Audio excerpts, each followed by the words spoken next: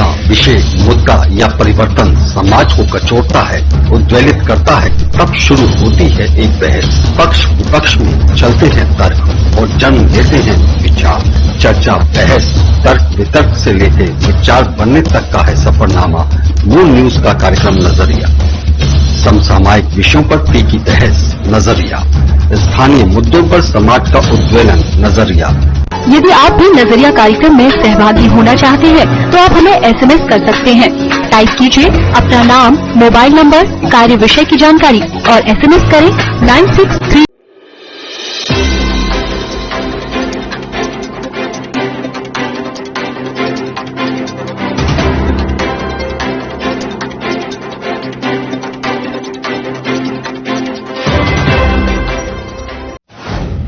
नमस्कार, ये है मून प्राइम टाइम और मैं हूं आपके साथ आकांक्षा अग्रवाल। खबरों की ओर रुख करने से पहले एक बार नजर डाल लेते हैं हेडलाइंस की ओर।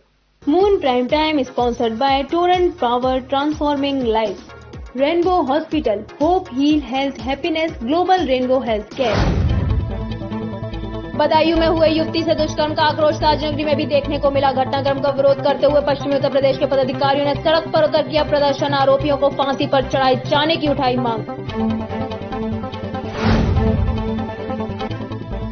कलयुगी बेटे ने किया मां की ममता के रिश्ते को शर्मसार। शराब के नशे के हालत में अपनी 75 वर्षीय बुजुर्ग सगी मां को बनाया हवस का शिकार। आगरा के थाना फतेहपुर सीकरी क्षेत्र के गांव की घटना।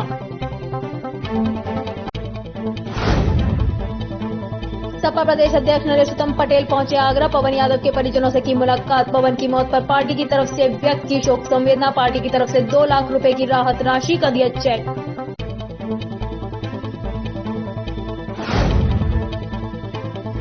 हैकर्स के निशाने पर आई ताजनगरी। बड़ी संख्या में लोगों के सोशल मीडिया अकाउंट हुए हैक। एसएसपी बबलू कुमार, सांसद राजकुमार चाहर के बाद अब पत्रकारों के सोशल मीडिया अकाउंट भी कर रहे हैं।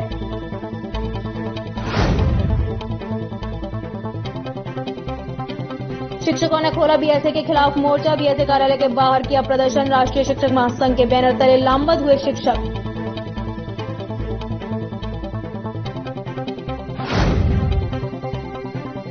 राष्ट्रीय क्षय रोग उन्मूलन कार्यक्रम के तहत सक्रिय क्षय रोग खोज अभियान की हुई शुरुआत। स्वास्थ्य अधिकारियों ने अभियान के बारे में विस्तार से दी जानकारी।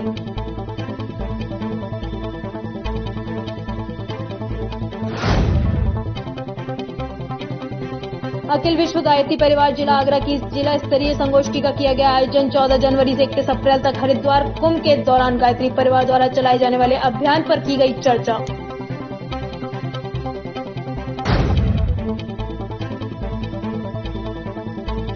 थाना ताजगंज के कोरोना के साथ कई गांवों में पसरा सन्नाटा। पुलिस की कार्रवाई से लोग दहशत में, डर और भय के साए में जी रहे लोग।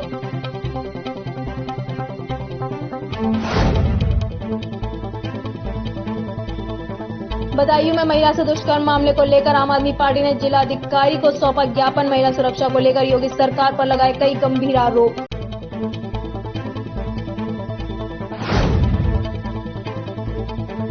शमशाबाद पुलिस और एसटीएफ की टीम ने फर्जी दस्तावेजों से वाहन लोन दिलाने वाले गिरोह का किया भंडाफोड़। गिरोह के सरगना सहित 7 शातिर दबोचे। शातिरों के कब्जे से 13 बाइक और दस्तावेज हुए बरामद।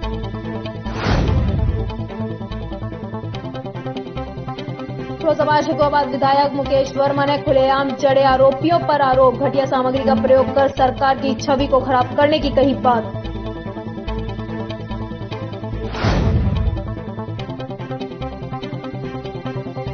पुलिस ने 2 लुटेरों को किए गिरफ्तार। 4 लूट की घटनाओं का खुलासा। चेकिंग के दौरान थाना बाप पुलिस को मिली बड़ी सफलता।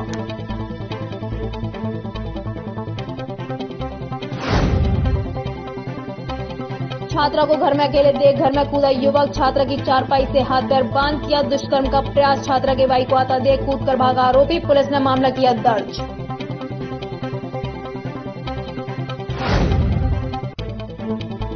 संदिग्ध परिस्थितियों में विवाहिता की मौत। गृह कलेश के चलते फांसी के फंदे पर झूली विवाहिता। परिजनों ने ससुराल पर लगाया हत्या का आरोप। थानाबाद क्षेत्र के राजा रामपुरा गांव का मामला।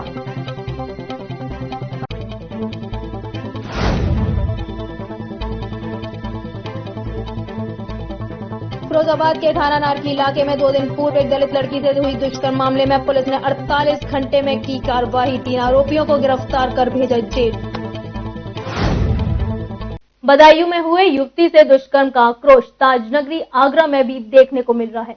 गुरुवार को इस घटनाक्रम का विरोध करते हुए पश्चिमी उत्तर प्रदेश के पदाधिकारियों ने सड़क पर उतरकर जमकर प्रदर्शन किया और सरकार से आरोपियों के खिलाफ जल्द से जल्द कार्रवाई करते हुए फांसी पर चढ़ाए जाने की मांग उठाई। देश का दुर्भाग्य, यहाँ बेटियां सुरक्षित नहीं है। बदायूं कांड निर्भया कांड की पुनरावृत्ति है। बदायूं कांड को लेकर आक्रोशित पश्चिमी उत्तर प्रदेश राज्य निर्माण जनमंच ने सिविल कोर्ट परिसर आगरा में धरना प्रदर्शन करते हुए कहा कि ये देश का दुर्भाग्य है कि यहाँ देश की आधी आबादी असुरक्षित है। देश में निर्भया कांड के बाद ये आस जगी थी कि देश में अब दूसरी किसी निर्भया के साथ इस तरीके का जघन्य दुष्कर्म नहीं होगा, लेकिन उसके बावजूद भी उत्तर प्रदेश में अपराधों की बाढ़ सी आ गई है। अभी हाल ही में हाथरस में सामूहिक बलात्कार के बाद हत्या हुई और उसके बाद पूरे देश में विरोध प्रदर्शन हुआ, लेकिन अभी कुछ समय ही व्यतीत हुआ कि उत्तर प्रदेश के ही बदायूं में अपराधियों द्वारा सामूहिक बलात्कार और हत्या का मामला सामने आया है, जो कि बेहद निंदनीय है तथा घटना को अंजाम देने वाले अभी पुलिस की गिरफ्त से कोसों दूर हैं। जनमंच अध्यक्ष चौधरी अजय सिंह ने कहा कि बदायूं की घटना सरकार के माथे पर कलंक है और कहा कि जल्द यदि अपराधी गिरफ्तार नहीं हुए तो घटना के विरोध में पूरे देश में विरोध प्रदर्शन होगा। प्रदेश सरकार अपराध पर लगाम लगाने में नाकाम साबित हो रही है। चौधरी अजय सिंह एडवोकेट, अध्यक्ष पश्चिमी उत्तर प्रदेश राज्य निर्माण जनमंच। जो हमारी बीच में से एक बहन के साथ में दुराचार हुआ और उसके बाद उसकी हत्या की गई, उस प्रकरण को लेकर आज पश्चिमी उत्तर प्रदेश राज्य निर्माण जनमंच की तरफ से सिविल कोर्ट पर आगरा में आज धरना प्रदर्शन का कार्यक्रम किया गया, विरोध प्रदर्शन किया गया। विरोध प्रदर्शन के माध्यम से सरकार से ये मांग की गई है कि जो आरोपी है उसकी तुरंत गिरफ्तारी होनी चाहिए और इसका कड़े से कड़ी उसके ऊपर कार्रवाई होनी चाहिए। प्रदेश की आधी आबादी प्रदेश के किसी भी कोने में सुरक्षित नहीं है। हैवान हैवानियत कर प्रदेश में कर रहे हैं असुरक्षा का माहौल कायम। इस अवसर पर जनमंच ने प्रदेश सरकार से मांग की कि उत्तर प्रदेश में बढ़ रहे अपराधों को देखते हुए सरकार अपराध पर लगाम लगाने को उठाए कदम या मुख्यमंत्री योगी आदित्यनाथ नैतिकता के आधार पर इस्तीफा दे दें। साथ ही साथ मांग की कि गैंगरेप पीड़िता के परिवार को 50 लाख रुपए की आर्थिक सहायता, परिवार में किसी एक सदस्य को नौकरी दी जाए। बैठक की अध्यक्षता चौधरी अजय सिंह अध्यक्ष जनमंच ने की, संचालन सत्यदेव यादव ने किया। धरना प्रदर्शन में मुख्य रूप से भारत सिंह, मुकेश शर्मा, मुकेश निगम, चौधरी हरदयाल सिंह, महेश श्रीवास्तव, प्रशांत पचौरी आदि लोग मुख्य रूप से उपस्थित रहे। आगरा सपा के प्रदेश अध्यक्ष नरेश उत्तम पटेल ने पवन यादव के पीड़ित परिवार से मुलाकात करने के साथ पार्टी की तरफ से शोक संवेदनाएं व्यक्त की। इस मौके पर सपा प्रदेश अध्यक्ष नरेश उत्तम पटेल ने सपा अध्यक्ष अखिलेश यादव द्वारा पीड़ित परिवार को दी गई 2 लाख की राहत राशि का चेक दिया। ये चेक सपा के राष्ट्रीय महासचिव रामजीलाल सुमन ने पवन के परिवार को दिया। इस मौके पर सपा प्रदेश अध्यक्ष नरेश उत्तम पटेल ने पवन की मौत मामले में पुलिस कार्रवाई को लेकर भी नाराजगी व्यक्त की। आगरा सपा के प्रदेश अध्यक्ष नरेश उत्तम पटेल ने पवन यादव के पीड़ित परिवार से मुलाकात करने के साथ पार्टी की तरफ से शोक संवेदनाएं व्यक्त की। इस मौके पर सपा प्रदेश अध्यक्ष नरेश उत्तम पटेल ने सपा अध्यक्ष अखिलेश यादव द्वारा पीड़ित परिवार को 2 लाख की राहत राशि का चेक भी दिया। ये चेक सपा के राष्ट्रीय महासचिव रामजीलाल सुमन ने पवन के परिवार को दिया। इस मौके पर सपा प्रदेश अध्यक्ष नरेश उत्तम पटेल ने पवन की मौत मामले में पुलिस कार्रवाई को लेकर भी नाराजगी व्यक्त की। सपा प्रदेश अध्यक्ष का कहना था कि खनन के चलते पवन की मौत हुई। उन्होंने पूरे प्रदेश में भाजपा पर अवैध रूप से खनन कराने का आरोप लगाया। सपा प्रदेश अध्यक्ष नरेश उत्तम पटेल का कहना था कि जिस तरह से पुलिस इस पूरे मामले में ग्रामीणों के खिलाफ कार्रवाई कर रही है, उसे लेकर समाजवादी पार्टी पूरी तरह से अन्याय के खिलाफ खड़ी होगी। वहीं सपा प्रदेश अध्यक्ष नरेश उत्तम पटेल ने बदायूं बलात्कार कांड किसान आंदोलन को लेकर भी केंद्र और प्रदेश सरकार पर जमकर हमला बोला। ये समाजवादी पार्टी के राष्ट्रीय अध्यक्ष माननीय श्री अखिलेश यादव जी ने इस दुखी परिवार के पास हमें भेजा है और माननीय अखिलेश यादव जी ने इस घटना को बहुत गंभीरता से लिया है कि जो पुलिस उत्पीड़न है वो बहुत गलत है। दूसरा, भारतीय जनता पार्टी पूरे प्रदेश में अवैध खनन करा रही है। अवैध खनन पूरे प्रदेश में अवैध खनन हो रहा है और खनन आगरा में भी बहुत तेज हो रहा है। खनन करा कौन लोग रहे हैं, किस पार्टी के लोग हैं, ये आप लोग ठीक से जानते हो। ये घटना बड़ी दुर्भाग्यपूर्ण है। एक नौजवान की मृत्यु हुई है और उसका परिवार इतना दहशत में है, गांव के लोग दहशत में है कि ये तानाशाही तांडव जो चल रहा है वो बहुत गलत है। नरेश उत्तम पटेल का कहना था कि देश और प्रदेश में बेरोजगारी और महंगाई चरम पर है, लेकिन सरकार किसी की भी कोई सुनवाई नहीं कर रही। बता दें, 31 दिसंबर को अपना ट्रैक्टर ले जा रहे थाना ताजगंज के करवा गांव के रहने वाले पवन यादव को जब पुलिस ने रोकने का प्रयास किया तो ट्रैक्टर भगाते समय पवन की ट्रैक्टर के नीचे आने से मौत हो गई। उसके बाद आक्रोशित ग्रामीणों ने तोरा पुलिस चौकी और कई वाहनों में आगजनी की। इस मामले में पुलिस अब तक कई लोगों की गिरफ्तारी कर चुकी है, जबकि करोना गांव के साथ कई गांव में पुलिस की दबिश अभी भी जारी है, जिसके चलते करबना के साथ आसपास के कई गांव में बड़े पैमाने पर लोग अपना घर छोड़कर जा चुके हैं। समाजवादी पार्टी के राष्ट्रीय अध्यक्ष माननीय श्री अखिलेश यादव जी ने इस दुखी परिवार को, उस विडो महिला को 2 लाख रुपए की आर्थिक सहायता भेजी है, जो माननीय रामजीलाल सुमन जी के हाथों हमने इनके बाबा दिलाई है। हम सब लोग अन्याय के खिलाफ, सारे पार्टी के लोग, गांव के लोग, जनता, सारे लोग अन्याय के खिलाफ है। अन्याय कहीं नहीं होना चाहिए और सरकार का नियंत्रण पुलिस में नहीं है। सरकार का नियंत्रण पुलिस में कतई नहीं, इसलिए पूरे प्रदेश में लगातार घटनाएं हो रही हैं। लगातार लोग आत्महत्या कर रहे हैं, कहीं पर महिलाओं की इज्जत लूटी जा रही है, बलात्कार हो रहे हैं, लेकिन सरकार का ध्यान इन बातों पे नहीं है। सरकार न बेरोजगारी पर ध्यान दे रही है, न महंगाई पर ध्यान दे रही है, न जन समस्याओं पर ध्यान दे रही है। सरकार जनता को उन बातों पर उलझाए जिन बातों से उनका कोई मतलब नहीं। पूरे देश के किसान, आज पूरे देश के किसान दिल्ली में 1.5 महीने से याचना कर रहे हैं कि भाई हमारा ये जो गलत कानून आया है, काला कानून आया है, इन काला कानून को वापस लिया जाए। लगातार किसान इस बात को करे। पूरे देश के किसानों ने इस आंदोलन का समर्थन किया, समाजवादी पार्टी ने भी लगातार 7 दिसंबर से समाजवादी पार्टी किसान यात्राएं कह करके, चौपाल लगा करके उस आंदोलन का समर्थन कर रही है कि ये देश किसानों का है और ये किसानों का देश है और किसानों के साथ अन्याय हो रहा है। अन्याय किसी कीमत पर समाजवादी पार्टी बर्दाश्त नहीं करेगी। इस मामले में पुलिस आरोपियों के खिलाफ NSA की भी कार्रवाई कर रही है।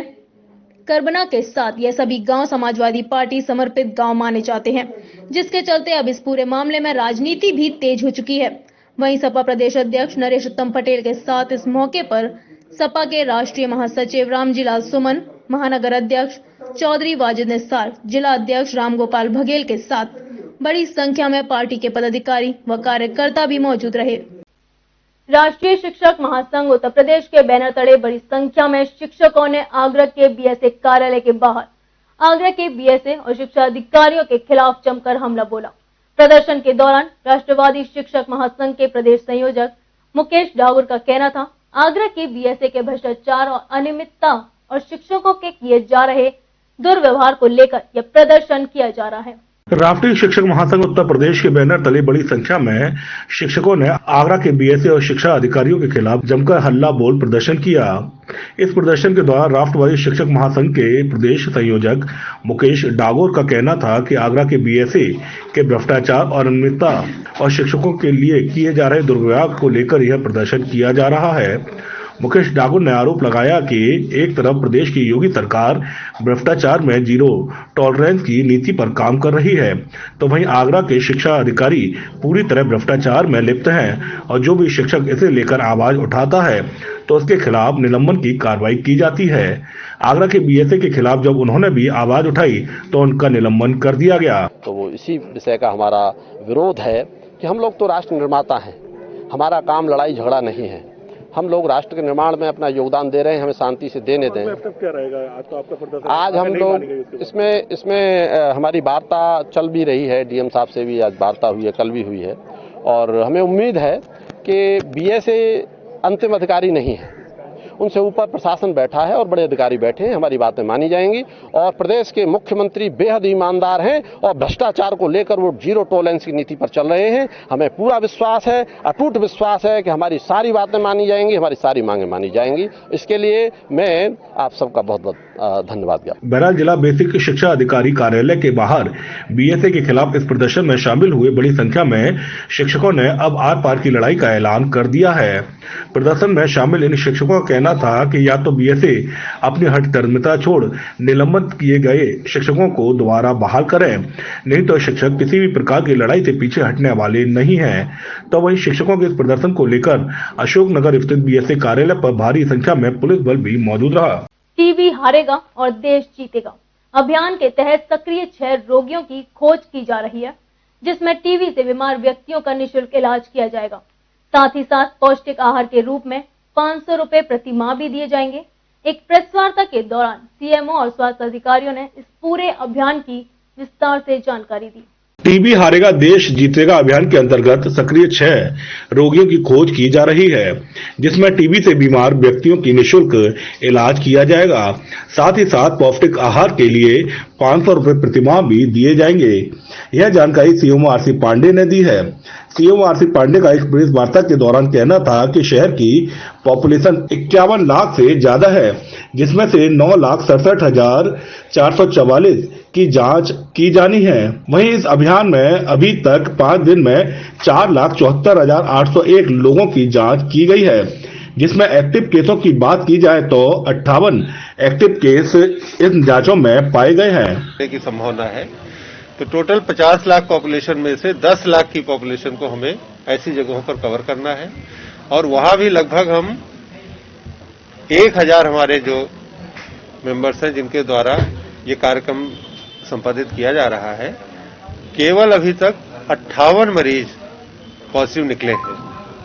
अगर हम इन 58 को बहुत ही जल्दी ट्रीटमेंट शुरू कर दें, जिसका कि आधे से ज्यादा का ट्रीटमेंट प्रारंभ हो गया है, 1 महीने तक अगर ये दवा खा लेंगे तो ये नॉन इन्फेक्टिव हो जाएंगे, यानी कि अब ये दूसरे को टीबी नहीं फैला पाएंगे। ये सबसे बड़ा एम होना चाहिए, सबसे पहला एम हमारा यही है। वहीं 6 रोग उन्मूलन कार्यक्रम में स्वास्थ्य विभाग की 352 टीमें कार्य कर रही हैं।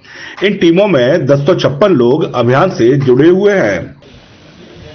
तीसरे फेज में हम लोग जितने प्राइवेट डॉक्टर्स हैं, आईएमए के अध्यक्ष और सभी लोग यहाँ पर उपस्थित हैं, इनसे भी अनुरोध किया गया है कि जो मरीज हमारे प्राइवेट हॉस्पिटल्स में जाते हैं उनको भी पूरी तरह से ट्रीटमेंट मिले और कंप्लीट ट्रीटमेंट मिले, और वहां पर भी बहुत अच्छी सुविधा मिल रही है। सारे डॉक्टर्स ने एश्योर किया है कि वो ट्रीटमेंट कंप्लीट कराएंगे, और हमारे निश्चय पोर्टल पर हर मरीज को चिकित्सा प्रारंभ होने के साथ ही पोर्टल पर उसे अपडेट करेंगे, ताकि सब आदमी देखे कि कौन सा मरीज किसके यहाँ ट्रीटमेंट चल रहा है। सबसे पहली वजह सीएम साहब ने बताया कि 1 महीने के अंदर वो निगेटिव हो जाएगा। मैं और थोड़ा संशोधन करता हूँ, 15 दिन के अंदर ही निगेटिव हो जाता है अगर वो प्रॉपर दवाई खाएगा। तो ये सारी चीजें जब हमारी मरीज को सारी दवा मिल रही है सरकार से, खाने पीने के भी मिल रहा है, और हम सब लोग 3 फेजों में इसको करने को तैयार हैं, तो मेरे ख्याल में हम सब बहुत अच्छे से उन्मूलन कर पाएंगे। और आईएमए के मेंबरों के लिए मैं ये जिम्मेदारी लेता हूं कि हम सब जिसमें जैसे सीएमओ साहब या ओपी साहब कहेंगे, हम लोग पूरा अपना सहयोग रखेंगे और इसके निर्वहन को हम लोग कंधे से कंधा मिलाकर चलेंगे। ये पूरा हमारी तैयारी है। और ये आपके माध्यम से बताना चाहेंगे कि उत्तर प्रदेश चिकित्सा स्वास्थ्य के सचिव बी हेकाली झिमोवी मैडम स्वयं इसकी प्रतिदिन समीक्षा कर रही हैं स्टेट लेवल पर। प्रतिदिन हर जनपद का फीडबैक व्हाट्सएप ग्रुप पर है, और उस ग्रुप की प्रतिदिन हर चीज की एक बारीक से बारीक समीक्षा हो रही है। और कितना सर्वे हो चुका है, कितने लोगों पर? अभी तक 50% से ज्यादा पॉपुलेशन हमारी कवर हो चुकी है, और बाकी भी हो जाएगी। और अब तक जैसा सर ने बताया है 58 मरीज इसमें निकल चुके हैं, और अभी जब मैं वहां से चल रहा था ये डाटा बना है तो 2 मरीज और हमारे आ गए थे, तो इस तरीके से 60 मरीज हमारे हो चुके हैं। इस पूरे कार्यक्रम अभियान में स्वास्थ्य विभाग की आशा आंगनबाड़ी कर्मी और स्वास्थ्य कर्मी घर घर जाकर निःशुल्क लोगों की जांच कर रहे हैं। प्रेस वार्ता करते हुए बताया कि टीबी के जीवाणु खांसने व छींकने से फैलते हैं, इसके चलते छींकते समय मुंह पर रुमाल का इस्तेमाल करें। अगर व्यक्ति को 2 सप्ताह से अधिक खांसी व बुखार लगातार आए और भूख न लगे, रात में पसीना आदि लक्षण हो, तो बीमार व्यक्ति आगरा के स्वास्थ्य केंद्र पर बलगम की जांच व उपचार निःशुल्क करवा सकता है। टीबी पाए जाने पर उपचार की पूर्ण अवधि तक 6 महीने तक औषधि का सेवन किया जाता है। आम आदमी पार्टी के पदाधिकारियों द्वारा बदायूं में महिला के साथ मंदिर में हुई घटना और शमशान में भ्रष्टाचार की भेंट चढ़े मृतकों को लेकर जिलाधिकारी को ज्ञापन सौंपा। वहीं पदाधिकारियों द्वारा योगी और मोदी सरकार में गुंडा राज की बात करते हुए कहा कि सरकार बनाते समय कहा था प्रदेश में गुंडा राज खत्म हो जाएगा, लेकिन भाजपा के पदाधिकारी ही खुद गुंडे हैं। आए दिन पदाधिकारियों द्वारा लूट, डकैती, दुष्कर्म की घटना को अंजाम दिया जा रहा है।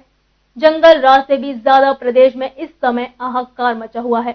सरकार को चलाने वालों को सरकार चलाना नहीं आ रहा, उन्हें इस्तीफा दे देना चाहिए। आम आदमी भ्रष्टाचार एवं महिलाओं पर हो रहे अत्याचार को लेकर लगातार प्रदर्शन कर सड़कों पर उतरेगी और सरकार के खिलाफ हल्ला बोल प्रदर्शन करेगी। मैं बनय सिंह पहलवान, जिलाध्यक्ष आम आदमी पार्टी। आज पूरी आम आदमी पार्टी के कार्यकर्ता पूरे प्रदेश में ज्ञापन दे रहे हैं कि आखिर ये योगी मोदी की सरकार को हो क्या गया। पूरी तरह से ये सरकारी व्यवस्था फेल है। अभी बदायूं में 50 वर्षीय महिला के साथ रेप हुआ। 2 दिन से पुलिस इस घटना को दबाने का पूरा प्रयास कर रही है, जो कि बहुत ही निंदनीय अपराध हुआ है। इसमें हम लोग चाहते हैं कि ऐसे लोगों को तो फांसी दी जाए। जब शासन प्रशासन के लोग ऐसी घटनाओं को दबाएंगे तो न्याय कहां से मिलेगा। हमारी पूरी आम आदमी पार्टी वहां हाथरस कांड में भी गई, वहां उस लड़की की जीभ काटी ली गई, रेप हुआ, हड्डी तोड़ दी गई, उस घटना को भी ऐसे ही दबाया गया। वो अलग बात है कि सीबीआई से उसमें जांच हुई और दरिंदों के खिलाफ एफआईआर दर्ज हुई और आज अभी जो है 23 लोगों को मरवा दिया उस शमशान की दलाली के चक्कर में। तो अब ऐसा लगता है कि प्रदेश और देश में कहीं कोई व्यवस्था नहीं रही, कानूनी व्यवस्था पूरी तरह से ध्वस्त है।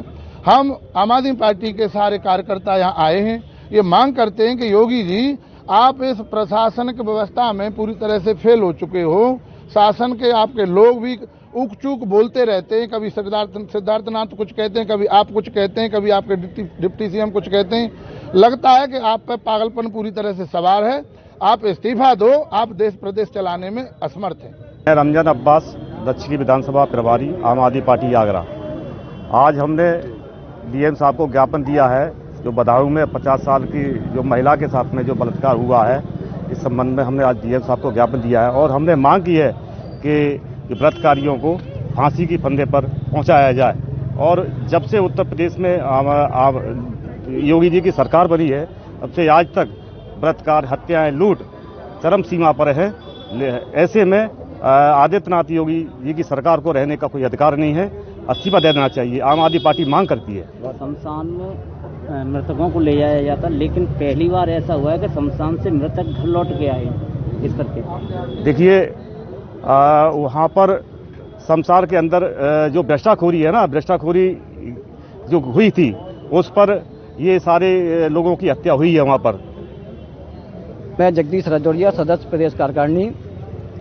जिस प्रकार से उत्तर प्रदेश में भारतीय जनता पार्टी की जब से सरकार बनी है तब से लेकर आज तक लूट, हत्या, बलात्कार जैसी घटनाएं दिन पर दिन बढ़ती जा रही हैं। मुख्यमंत्री योगी आदित्यनाथ ने जैसे ही उत्तर प्रदेश की कमान संभाली थी तो उन्होंने कहा था कि उत्तर प्रदेश से गुंडे भाग जाएं। तो उनकी बात सही हुई, उत्तर प्रदेश से गुंडे तो भाग गए, लेकिन उनके खुद के ही भारतीय जनता पार्टी के गुंडे जब पैदा हो गए तो अन्य गुंडे उन्होंने भाग ही गए। अब भारतीय जनता जहां देखो जहां भारतीय जनता पार्टी के ही लोग निकल रहे हैं कि बैंक लूट रहे हैं, हत्याएं कर रहे हैं, बलात्कार कर रहे हैं। कल की जो ये घटना हुई है ये बहुत ही निंदनीय घटना है। इससे पहले आपने देखा होगा उन्नाव की जो घटना हुई थी वो भी भारतीय जनता पार्टी के ही लोग थे उसमें ही।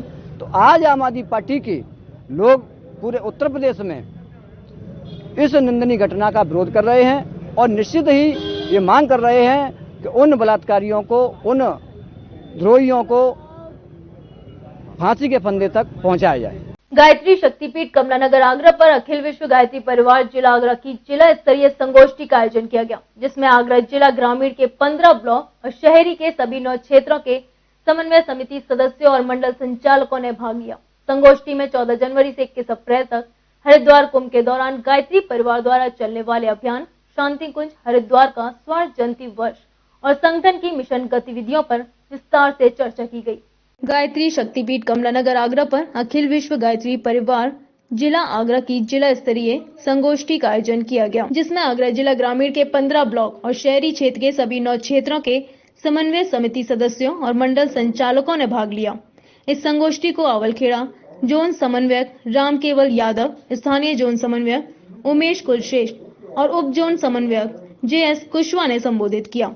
संगोष्ठी में 14 जनवरी से 21 अप्रैल तक हरिद्वार कुंभ के दौरान गायत्री परिवार की ओर से चलने वाले अभियान शांति कुंज हरिद्वार का स्वर्ण जयंती वर्ष और संगठन की मिशन गतिविधियों पर विस्तार से चर्चा की गई। राम केवल यादव और JS कुशवाहा ने संयुक्त रूप से बताया कि वर्ष 2021 हमारे लिए एक सुनहरा अवसर है, जहां एक तरफ शांति कुंज हरिद्वार का स्वर्ण जयंती वर्ष गायत्री परिवार द्वारा मनाया जाएगा, तो वहीं हरिद्वार कुंभ के दौरान आपके द्वार पहुंचा हरिद्वार हर हर गंगे घर घर गंगे अभियान भी चलाए जाएंगे। इस अभियान के अंतर्गत प्रत्येक गांव, शहर और घर घर तक गायत्री मिशन का युक्त संदेश पहुंचाना है। स्थापना के लिए हम पूरे में हर जिले में गंगा जल स्थापना रहे हैं। आज हमारे गायत्री परिवार की जिले की पूरी उस पर चल रही है। कुंभ में नहीं और तक किस तरह की गई है? हाँ, उनके लिए उनसे किट्स भेजे हैं। उस किट एक गंगा जल एक शीशी है, उसमें कैसे क्या होगा उसके लिए है, और फोल्डर है उसमें वहाँ का महत्व क्या है, सब चीजों के बारे में दिया गया है। घर बैठे ही गंगा लोग करें, कुंभ करें, यह योजना शांति कुंज की दीदी भेजा है। उमेश कुलश्रेष्ठ ने बताया कि ये दोनों अभियान सुनियोजित ढंग से चलाने के लिए पूरे देश में 100 उपकेंद्र बनाए जा रहे हैं, जहां संगठन के कार्यकर्ता को प्रशिक्षण दिया जाएगा, जिसमें वे हर हर गंगे घर घर गंगे अभियान के अंतर्गत नए परिवारों को गायत्री मिशन के विचार और संदेश से रूबरू कराएंगे और उन्हें जोड़ने का काम करेंगे। वहीं जिला समन्वयक सुरेश चंद्र सक्सेना और जिला युवा संयोजक गिरधर गोपाल ने संयुक्त रूप से बताया कि इन अभियानों के अंतर्गत जिला आगरा में अखिल विश्व गायत्री परिवार से जुड़ी मिशन की रचनात्मक गतिविधियां जैसे पर्यावरण संरक्षण, आदर्श ग्राम योजना आदि संचालित की जाएंगी, जिसमें जनहित और समाज सेवा को ध्यान में रखते हुए 23 जनवरी सुभाष चंद्र बोस जयंती पर रक्तदान शिविर का आयोजन भी किया जाएगा।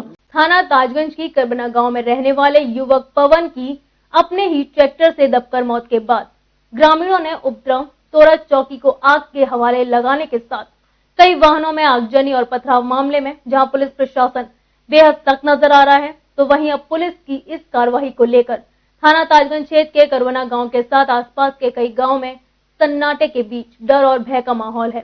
करबना के साथ आसपास के कई गांव से खासकर पुरुष अपने घरों को छोड़कर चले गए हैं, तो वहीं मृतक पवन के परिजनों को भी पुलिस की इस कार्रवाई को लेकर डर और भय सता रहा है।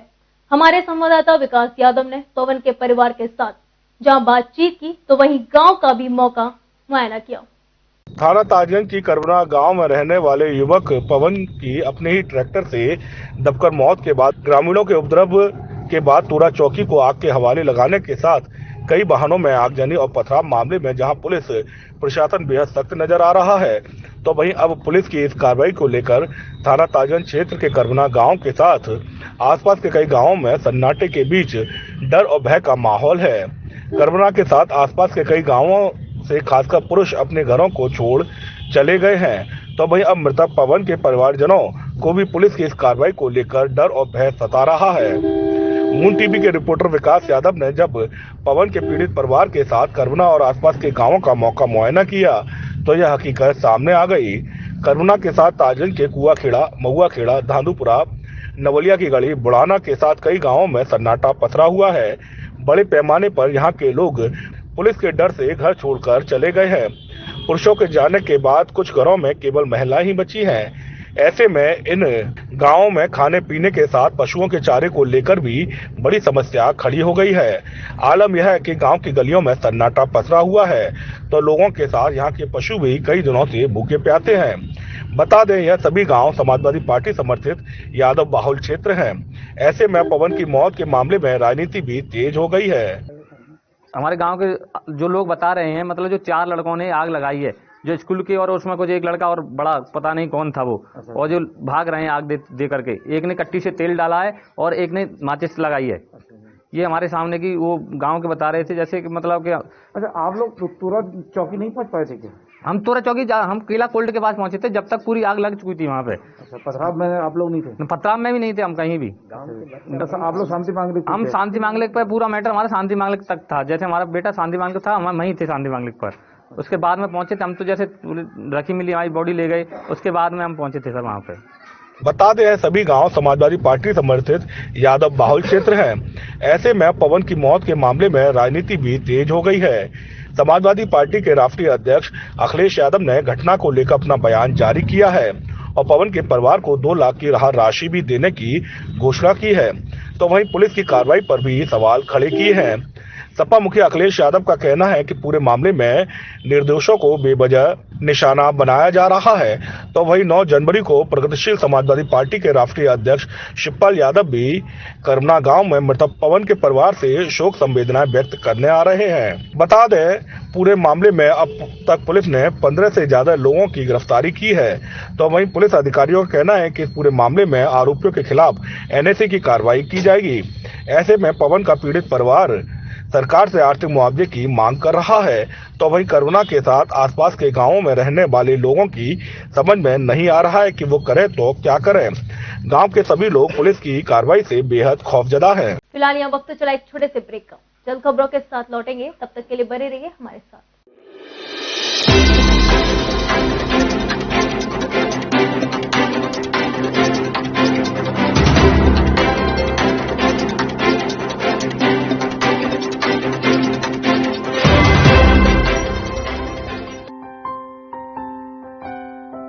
ब्रेक के बाद आप सभी का एक बार फिर स्वागत है। अब रुक करते हैं आगे की खबरों पर।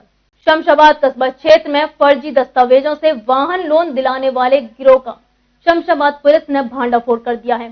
पुलिस ने गिरोह के सरगना सहित आधा दर्जन सदस्यों को गिरफ्तार कर लिया है। पकड़े गए गिरोह से 13 मोटरसाइकिल बरामद हुई है। STF और पुलिस की संयुक्त कार्रवाई में पकड़े गए सभी शातिरों को जेल भेज दिया गया है। शमशाबाद कस्बा क्षेत्र में फर्जी दस्तावेजों से वाहन लोन दिलाने वाले गिरोह का शमशाबाद पुलिस ने भांडाफोड़ कर दिया। पुलिस ने गिरोह के सरगना सहित आधा दर्जन सदस्यों को गिरफ्तार कर लिया है। पकड़े गए गिरोह से 13 मोटरसाइकिल बरामद हुई है। STF और पुलिस की संयुक्त कार्रवाई में पकड़े गए सभी शातिरों को जेल भेज दिया गया है। आपको बताते चलें, शमशाबाद पुलिस और STF की संयुक्त कार्रवाई से फर्जी दस्तावेजों से वाहन लोन दिलाने वाले गिरोह ने हड़कंप मच गया है।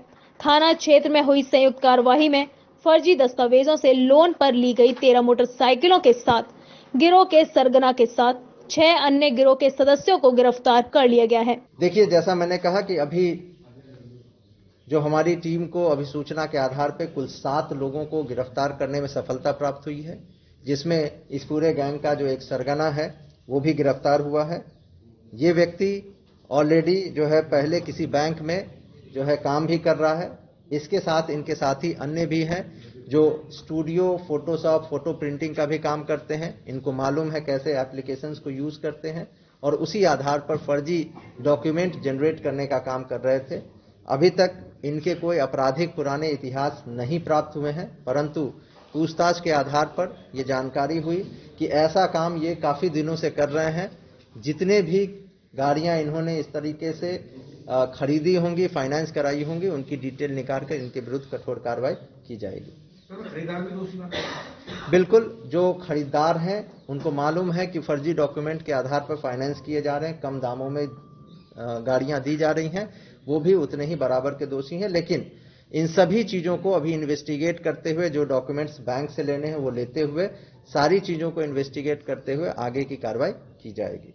आगरा पुलिस कप्तान ने बताया कि मनमोहन सिंह उर्फ मोनू धाकरे पुत्र कैलाश चंद निवासी चमरौली थाना ताजगंज आगरा की ओर से इस गैंग को चलाया जा रहा था। इस गैंग के सदस्य अपने अपने क्षेत्रों से ग्राहकों को कम दामों में नई मोटरसाइकिल दिलाने का काम करते थे। गिरोह का लीडर मोनू धाकरे फर्जी दस्तावेजों पर मोटरसाइकिलों पर करीब आधा दर्जन बैंकों से फाइनेंस कराता था और ग्राहकों को इन मोटरसाइकिलों को बेच दिया करता था। पुलिस और STF द्वारा पकड़े गए सभी गिरोह के सदस्यों को जेल भेज दिया गया है। फिरोजाबाद शिकोबाद विधायक मुकेश वर्मा ने खुले आम जड़े आरोप। अधिकारियों के भ्रष्टाचार से आहत विधायक DM से फोन पर की शिकायत। विधायक डॉक्टर मुकेश वर्मा ने गुरुवार को नहर पटरी पर खड़े होकर दीवार में लगाई जाने वाली ईंटों को उठाकर तोड़कर दिखाया, जो बेहद घटिया किस्म की थी। विधायक बोले, मुख्यमंत्री ईमानदार हैं, परंतु अधिकारी गरीबों के खून पसीने की कमाई को 40% कमीशन लेकर घटिया सामग्री का प्रयोग कर रहे हैं। सरकार की छवि को खराब करने की कोशिश की जा रही है। फिरोजाबाद शिकोबाद विधायक मुकेश वर्मा ने खुलेआम जड़े आरोप। अधिकारियों के भ्रष्टाचार से आहत विधायक डीएम से फोन पर की शिकायत। विधायक मुकेश वर्मा ने गुरुवार को नहर पटरी पर खड़े होकर दीवार में लगाई जाने वाली ईंटों को उठाकर तोड़कर दिखाया तो बेहद घटिया किस्म की थी। विधायक बोले, मुख्यमंत्री ईमानदार हैं, परंतु अधिकारी गरीबों के खून पसीने की कमाई को 40% कमीशन लेकर घटिया सामग्री का प्रयोग कर रहे हैं। सरकार की छवि को खराब कर रहे हैं। भ्रष्टाचार पर विधायक की भावना भड़क गई। बिल्कुल पीली ईंट यहाँ पे इस्तेमाल हो रही है। माननीय उत्तर प्रदेश के मुख्यमंत्री जी योगी जी पूरी तन्मयता के साथ चाहते हैं कि यहाँ से 1 रुपया गया है तो वो 1 रुपया विकास में लगे। कृषि मंत्री भी और सिंचाई मंत्री भी यही चाहते हैं कि जो पैसा हमने रिलीज किया है वो धरातल पर पूरा का पूरा लगे। लेकिन कुछ हमारे अधिकारी जिनकी नीयत ठीक नहीं है, जिनके खून में बेईमानी भरी हुई है, ऐसे बेईमान अधिकारी जेके लाल और इनसे ऊपर के जुड़े अधिकारियों ने मिली भगत से 40% कमीशन लेकर और मैनेज करके ये जो काम दिया है, इसमें 12 का तो मसाला इस्तेमाल हो रहा है और 100% पीरा ईंट लग रही है। और अभी 4 किलोमीटर की जो गंगा नहर के किनारे किनारे पटरी जो सड़क बनी थी, उसमें पूरी घटिया सामग्री लगाते हुए उसकी दोनों तरफ जो मिट्टी की भराई होती है वो तक नहीं की। आने वाले 2-3 महीने में जैसे ही बरसात होगी पूरी सड़क फिर खराब हो जाएगी। जब सड़क पर डाबरीकरण हुआ लेकिन साइड में मिट्टी नहीं डाली, खुला कमीशन खोरी का आरोप लगाया। प्रदेश सरकार में पनपे भ्रष्टाचार से विधायक परेशान तो आम आदमी की कौन सुनेगा। जनता परेशान, उसकी कोई सुनता नहीं। लेकिन आज विधायक की पीड़ा ने बता दिया, अधिकारी बेलगाम में जनप्रतिनिधियों का कोई औचित्य नहीं है। आगरा जनपद के थाना भाव पुलिस ने वाहन चेकिंग के दौरान 2 लुटेरों को बाइक सहित घेराबंदी कर गिरफ्तार कर लिया।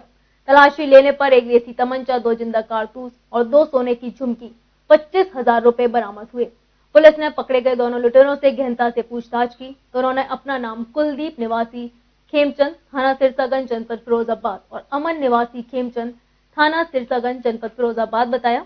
पुलिस ने क्षेत्र में 4 लूट की घटनाओं का खुलासा कर पकड़े गए दोनों लुटेरों को कार्रवाई कर जेल भेज दिया। फरार साथियों की गिरफ्तारी के लिए पुलिस दबिश दे रही है। आगरा जनपद के थाना बहा पुलिस ने वाहन चेकिंग के दौरान 2 लुटेरों को बाइक सहित घेराबंदी कर गिरफ्तार कर लिया। पुलिस ने क्षेत्र में 4 लूट की घटनाओं का खुलासा कर पकड़े गए दोनों लुटेरों को कार्रवाई कर जेल भेज दिया है।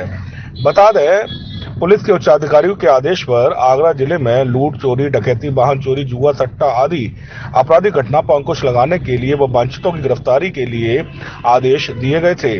इसी क्रम में वहां पुलिस को बड़ी सफलता हाथ लगी है। थानाध्यक्ष वहां विनोद कुमार ने बुधवार को पुलिस कर्मियों के साथ बटेश्वर शुक्रवार मार्ग पर नौरंगी यमुना घाट पुल के पास वाहन चेकिंग कर रहे थे। तभी मुखबिर ने नसीरपुर की तरफ से बाइक पर सवार 2 लुटेरे आने की सूचना दी। बैरियर डालकर रोका गया तो वह भागने लगे, जिस पर पुलिस कर्मियों ने घेराबंदी कर दोनों लुटेरों को चोरी की बाइक सहित गिरफ्तार कर लिया। तलाशी लेने पर एक देसी चमंचा, 2 जिंदा कारतूस व दोनों सोने की झुमकी सहित 25,000 रुपए पुलिस ने बरामद किए। पुलिस ने पकड़े गए दोनों लुटेरों से गहनता से पूछताछ की। दोनों ने अपना नाम कुलदीप पुत्र दिनेश बाबू निवासी खेमगंज थाना सिरसागंज जनपद फिरोजाबाद व अमन पुत्र आजाद सिंह निवासी खेमगंज थाना सिरसागंज जनपद फिरोजाबाद बताया। नवंबर माह में बाग क्षेत्र में कई सारा घटनाएं अंजाम दिए गए। 2 मुलजिम पकड़े गए हैं, एक कुलदीप और अमन, दोनों सिरसागंज फिरोजाबाद रहने वाले हैं। तो इन लोग ने बटेश्वर में पिक पॉकेटिंग, बाग कस्बे में चेन स्नैचिंग और एक बाइक छीनने की मुकदमे में है। और साथ ही ये लोग जयपुर में भी एक घटना का एक सोनार से लूटने की कोशिश प्रयास की गई थी, तो उसमें भी इन्हीं लोग का नाम आ रही है। तो इसमें 2 लोग गिरफ्तार हो गए हैं और 2 वांछित किया गया है, जो रोहित और कुच्छा करके। सो इन लोगों को भी जल्दी गिरफ्तार किया जाएगा। और इनका अरेस्टिंग में 25,000 पैसा और एक तमंचा, 2 जिंदा कारतूस और पीली धातु जो संभावित ऑर्नामेंट्स जो छीने गए हैं और एक मोटरसाइकिल बरामद की गई है। पिछले माह थाना बाहा क्षेत्र में 3 व थाना जयपुर क्षेत्र में 1 लूट की घटना सहित 4 लूट की घटनाओं को इन बदमाशों ने अंजाम दिया था। पुलिस के मुताबिक यह शातिर लुटेरे चोरी व लूट की घटनाओं को क्षेत्र में सक्रिय होकर अंजाम दे रहे थे। कई चोरी लूट की घटनाओं को अंजाम दे चुके हैं। पुलिस ने पकड़े गए दोनों लुटेरों को कार्रवाई कर जेल भेज दिया है। फरार साथियों की गिरफ्तारी के लिए पुलिस दबिश दे रही है। 15 जनवरी से शुरू किए जाने वाले श्री राम मंदिर निर्माण निधि समर्पण व संपर्क अभियान के तहत हर एक व्यक्ति से आर्थिक सहयोग लिया जाएगा। अभियान प्रांत के पूरे 21 जनपदों में चलेगा। मकर संक्रांति से शुरू होने वाले निधि समर्पण अभियान में कार्यकर्ता देश के 5 लाख गांव में 12 करोड़ परिवारों से संपर्क करेंगे। यह अभियान मार्गपुर में चलेगा। इसी के तहत आगरा में कार्यालय का उद्घाटन किया गया। प्रेस वार्ता में पदाधिकारियों ने जानकारी देते हुए बताया कि केंद्र से प्राप्त 22 जिलों की सामग्री को इकट्ठा कर अयोध्या भेजा गया है। अशोक कुशरेष्ठ राम मंदिर निर्माण निधि समर्पण अभियान पूरे देश में मकर संक्रांति से प्रारंभ हो रहा है। अपने ब्रज प्रांत का अभियान भी उस दिन से प्रारंभ होगा, लेकिन उसकी पूर्व तैयारी के लिए पूरे प्रांत का यह कार्यालय है। ब्रज प्रांत के 28 जिले हैं, उनमें से आगरा विभाग छोड़कर के शेष 22 जिलों की सामग्री केंद्र से जो प्राप्त हुई और आगरा में जो हमने बनाई उस सबको ट्रकों में भर करके कल रात्रि को यहाँ से भेजा जा चुका है। आगरा विभाग का यह केंद्र रहेगा और इसलिए अभियान जब तक चलेगा तब तक यह कार्यालय चलेगा और इसलिए एक उद्घाटन का कार्यक्रम यहाँ पर इस कार्यालय का रखा गया है। सुरेंद्र चौधरी, ब्रज प्रांत अभियान प्रमुख। श्री राम मंदिर निर्माण जो निधि और समर्पण अभियान है वो 15 जनवरी से प्रारंभ होकर के फरवरी तक चलेगा और हमें इस अभियान के अंतर्गत करीब 50 लाख गांव ब्रज प्रांत में जाना है और 2,65,000 व्यक्तियों तक यानी हिंदू परिवारों तक पहुंचना है और इसके लिए हमारी सारी टीमें निर्माण हो चुकी हैं और सारा काम पूरी तरीके से तैयारी से चल रहा है। थानाबाद क्षेत्र के राजारामपुर गांव में संदिग्ध परिस्थितियों में विवाहिता की मौत हो गई। विवाहिता की मौत के बाद उसके ससुराली जनों ने विवाहिता के शव को घर में ही रख सामान लेकर फरार हो गए। घटना की सूचना पर मौके पर पहुंचे विवाहिता के परिजनों ने इस पूरे मामले में विवाहिता के ससुराली जनों पर उसकी हत्या का आरोप लगाया है। थाना बाहा क्षेत्र के राजा रामपुरा गांव में संदिग्ध परिस्थितियों में विवाहिता की मौत हो गई। विवाहिता की मौत के बाद उसके ससुराली जन विवाहिता के शव को घर में ही रख सामान लेकर फरार हो गए। घटना की सूचना पर मौके पर पहुंचे विवाहिता के परिजनों ने पूरे मामले में विवाहिता के ससुराल जनों पर उसकी हत्या का आरोप लगाया है। विवाहिता के पिता का कहना था कि शादी के बाद से ही उसकी बेटी के ससुराली जन उसे परेशान करते थे। कई बार उन्होंने अपने दामाद उसके परिजनों को रुपए भी दिए, लेकिन इसके बावजूद वह लगातार उनकी बेटी को परेशान कर रहे थे। ऐसे में विवाहिता के पिता ने सीधे सीधे उसकी ससुराली जनों पर उसकी हत्या का आरोप लगाया है। सब भाग गए। अच्छा। और मैं आया हूँ तो मेरी लड़की की डेड बॉडी वहीं मुझे पड़ी मिली है, कोई भी पास नहीं है। अच्छा। तब मैं अपनी लड़की को उठा के ले आया। लड़की के कहीं चोटें भी मालूम पड़ रही थी? लड़की के चोट तो मुझे गले में दिखी है, गले मतलब उसका टूटा सा दिख रहा है। अच्छा, अगर फांसी की होती तो मैं मान लेता फांसी का एक चिन्ह होता, बाकी उसकी गर्दन टेढ़ी है और उसके यहाँ मुझे तो मतलब आपका कहने का मतलब उसकी हत्या की गई है? हत्या की गई है। तो आप यहाँ हत्या की रिपोर्ट दर्ज कराने आए हैं?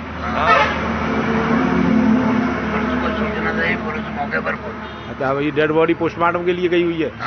बहरहाल घटना की सूचना पर मौके पहुंची पुलिस ने शव को कब्जे में ले पोस्टमार्टम के लिए भेज दिया है। वहीं पुलिस का कहना है कि विवाहिता के परिजनों की तहरीर पर मुकदमा दर्ज किया जा रहा है।